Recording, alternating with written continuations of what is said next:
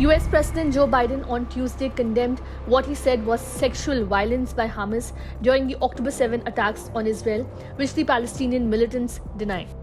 Biden strongly condemned the reported rape and sexual violence against Israeli girls and women by Palestine's Hamas militant group during a campaign fundraiser in Boston.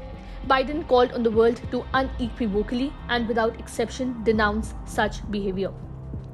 He highlighted that female survivors and witnesses of the attacks have recently shared horrific accounts of unimaginable cruelty.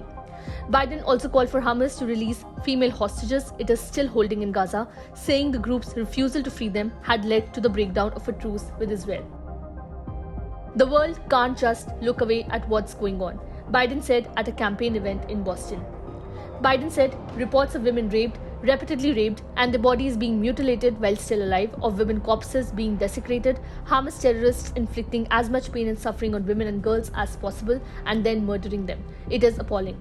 Several accounts as well as an initial assessment report by an Israeli rights group was shared which indicate that sexual assault was among the atrocities carried out by Hamas militants.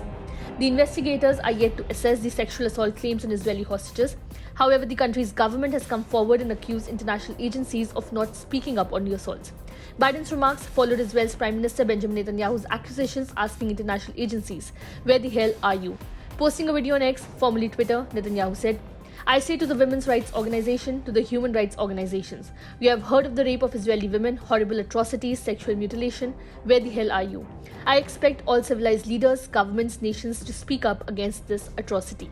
Hamas entered Israel on October 7 through motor gliders, trucks and boats, wreaking havoc on southern Israel towns, killing and taking civilians and Israeli soldiers hostages. In a recently concluded 7-day-long truce, which was extended twice, Israel and Hamas exchanged dozens of hostages for hundreds of Palestinian prisoners.